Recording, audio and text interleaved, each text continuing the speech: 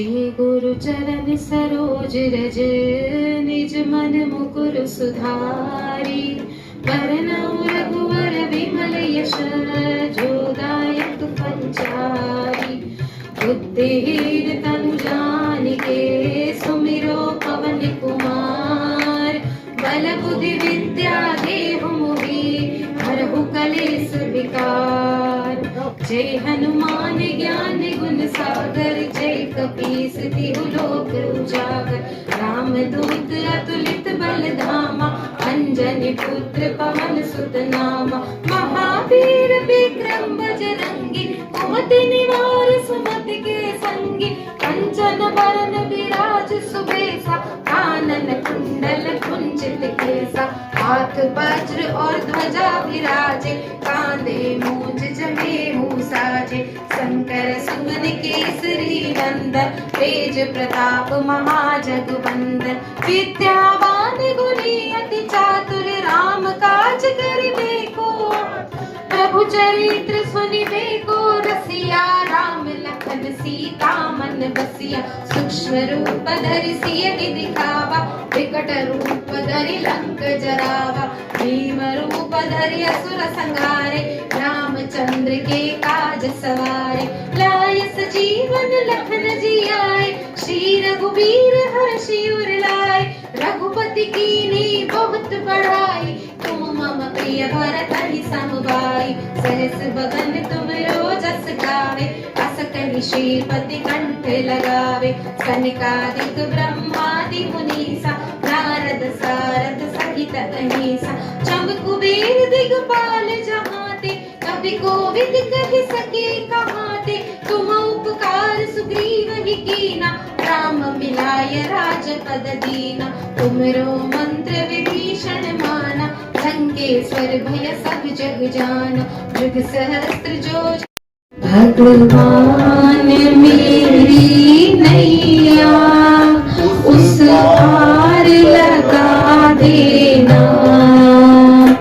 अब तक तो निभाया है आगे भी निभा लेना अब तक तो निभाया है आगे भी निभा लेना भगवान मेरी नैया उस पार लगा देना संभव है झंझटों में मैं तुमको भूल जाऊं संभव है झंझटों में मैं तुमको भूल जाऊं पर नाथ कहीं तुम भी मुझको न भुला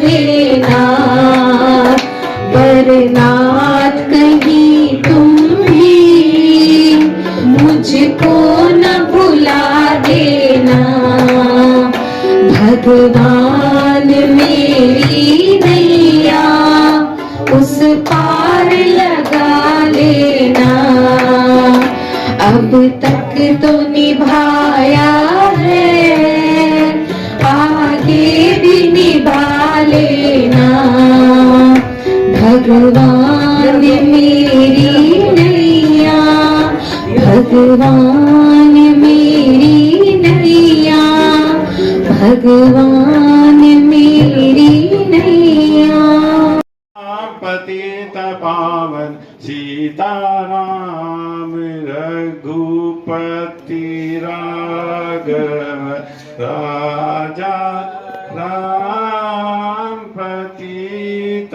पावन सीताराम। बोलो रामचंद्र भगवान की कृष्ण भगवान की स्वामी अनादि जी सरस्वती जी की जय हो गुरु महाराज की जय हो जगत साध्वी अनादि सरस्वती अपने सभी सज्जनों का बहनों का भक्तों का साधकों का हार्दिक अभिनंदन करती हूँ, आशीर्वाद प्रेक्षित करती हूँ। मैं जैसा महसूस कर पा रही हूँ, यहाँ पर बैठा हुआ प्रत्येक व्यक्ति सजग, जागरूक, भक्ति भाव से भरा हुआ, समाज को एक नया आयाम प्रदान करने के लिए तत्पर, परम जागृत समाज बैठा है। आज इस उपलक्ष्य में कल का सम्राट जो मीडिया चैनल और मीडिया का ग्रुप हमारे सामने अपनी प्रस्तुति रखने वाला है, इस परिवार के लिए मेरी हार्दिक मंगल कामना है और आशीर्वाद है कि भगवती पराम्बा इनके मन को जागृत करती रहे, इनकी बुद्धि को अपना प्रकाश देती रहे, इनसे अपने लिए तपस्या करवाती रहे। समाज का एक चौथा स्तंभ मीडिया ग्रुप है, जिसमें प्रकाशन के माध्यम से समाज को जागृत किया जाता है, सावचेत किया जाता है और ज्ञान का प्रसार भी इसी माध्यम से जागृति के लिए किया जाता है। पत्रकार यदि निर्भीक हो, तपस्वी हो और समाज को जागृत करने की प्रेरणा यदि उसके अंदर प्रबल है, तो निश्चित रूप से मानिए कि वो एक तपस्या का जीवन होता है। क्यों पता है? क्योंकि सच्चाई पे चलना आसान नहीं होता। बुरा बनना आसान है, एक क्षण में आप बुरे बन सकते हो, झूठ बोल सकते हो, फरेब कर सकते हो, धोखा दे सकते हो। बुराई करने में बहुत ज्यादा परिश्रम नहीं करना पड़ता। परिश्रम किस में करना पड़ता है? तपस्या में, साधना में, सत्य के जीवन को जीने में। जो आदमी सत्य के मार्ग पर चल रहा है, धर्म के मार्ग पर चल रहा है, तो कभी उसका मूल्यांकन इस बात से मत करना कि इसके पास पैसा कितना है, संपत्ति कितनी है। ये देखना कि उसके पीछे का प्रकाश कितना है, उसके पीछे की तपस्या कितनी है। हमारे इस कार्यक्रम को आयोजित कराने के लिए सबसे अधिक तपस्या का कार्य बीके चौहान साहब, दिनेश शर्मा जी, हमारे के गौड़ साहब, हमारे गुरु भाई आदरणीय जसराज जी जयपाल, मेरी गुरु बहन और भी बैठी हैं।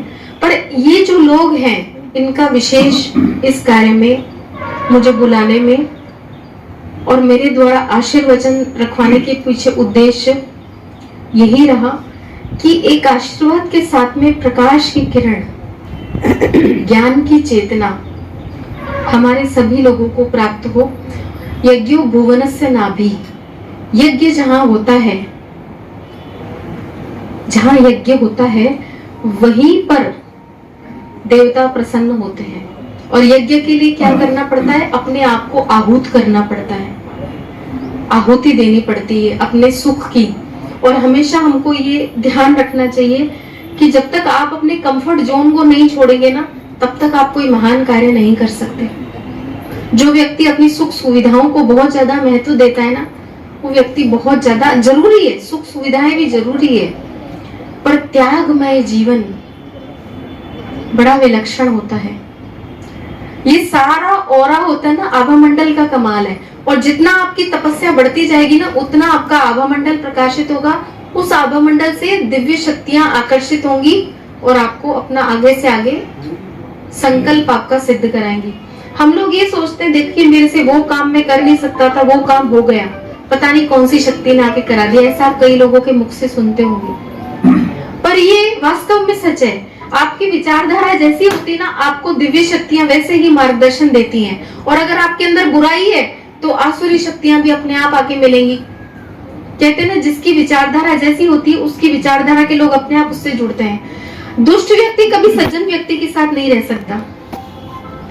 रह सकता है क्या? विचारधारा ही नहीं मिलती, और चल भी गया तो बहुत जल्दी अलग हो जाएंगे।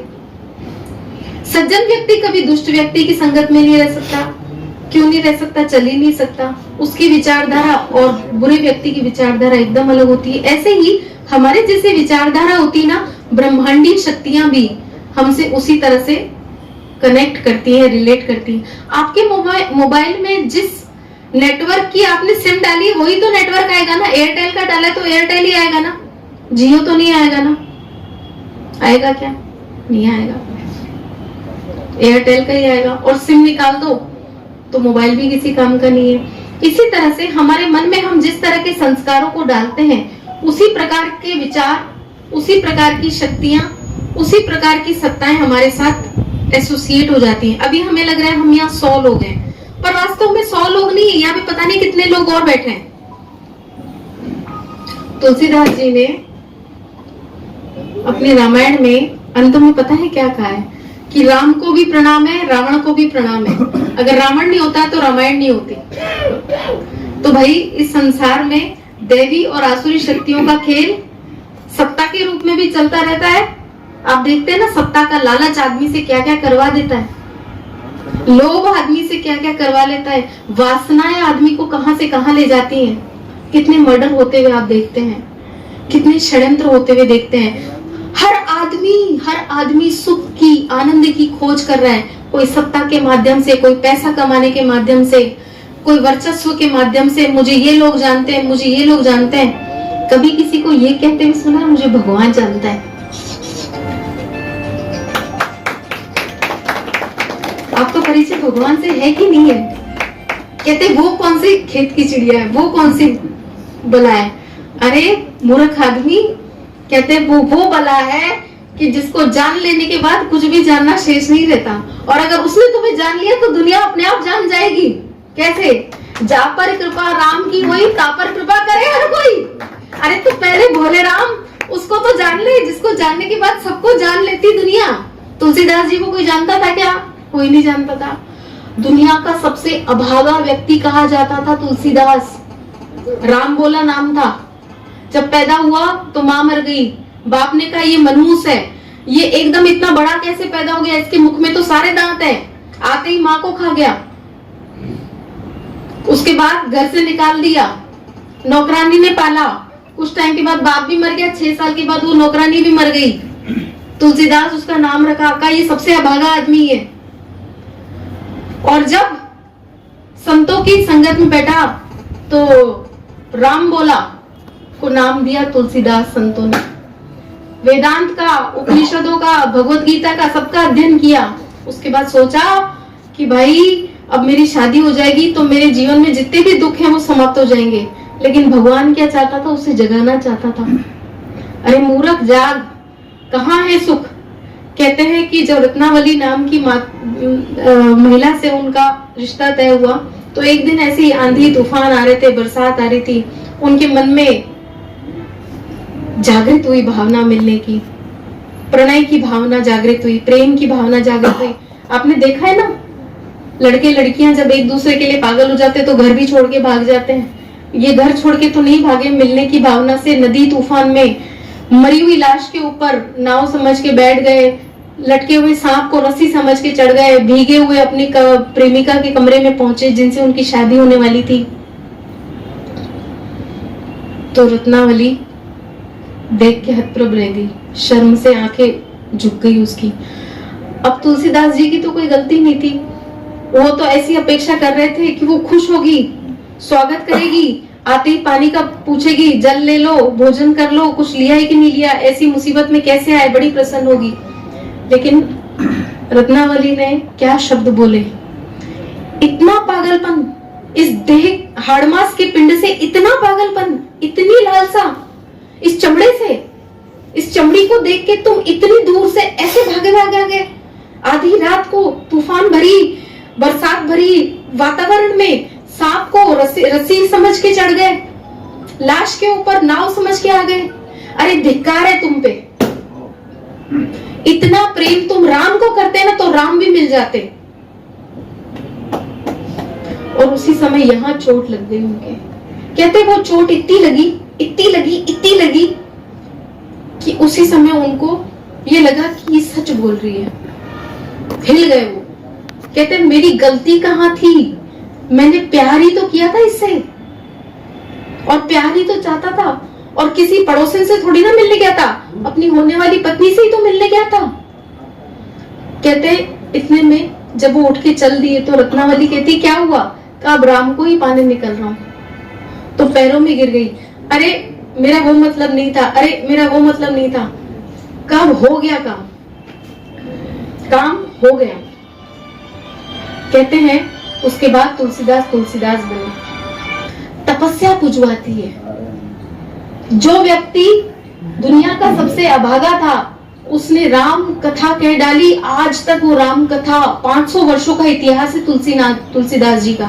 500 वर्ष पहले हुए थे और कहते हैं भगवान ने स्वयं हस्ताक्षर किए थे। जीवित जागृत रहते हुए गृहस्थ जीवन में भी साधना संभव है। आज इस सुंदर, दिव्य और अलौकिक आयोजन को रखवाने वाले सभी लोगों को बहुत आशीर्वाद है, शुभकामनाएं हैं। त्याग और तपस्या ही पुजवाती है भाई, ये बात ध्यान रखना। आपको भी किसी के आशीर्वाद से ज्यादा आपकी त्याग तपस्या पुजवाएगी। सच बात तो ये है और मुझे सत्य कहने की आदत है। अगर आपकी तपस्या होगी तो मेरा आशीर्वाद भी काम कर जाएगा। अगर आपकी मेरे प्रति श्रद्धा है तो आप भी पारस के संपर्क में आके सोना बन जाएंगे, ये विश्वास है। दाल उबली हुई रहती है जब तक तड़का नहीं पड़ता, और तड़के वाली दाल ही खाई जाती है। उबली हुई दाल तो बीमारों को खिलाई जाती है। तो तड़का किसका? तपस्या का, त्याग का, घी का तड़का। ये घृत क्या होता है? त्याग। तपस्या वो घृत है आपका, आपकी अंदर का घृत है। उस अंदर के घृत को प्रकट करते जाओ, अपने आप समाज में यश, कीर्ति, नाम। आप नहीं बोलोगे, आपकी तपस्या बोलेगी। क्या बात करते हैं? तपस्या बोलेगी आपकी, आपको किसी की जरूरत नहीं पड़ेगी। तपस्या ही पुजवाती है। आज इस उपलक्ष्य में सभी लोगों को मेरा आशीर्वाद है, मंगल कामना है। ओम शांति शांति शांति। नमः पार्वती पतये। हर हर हर महादेव।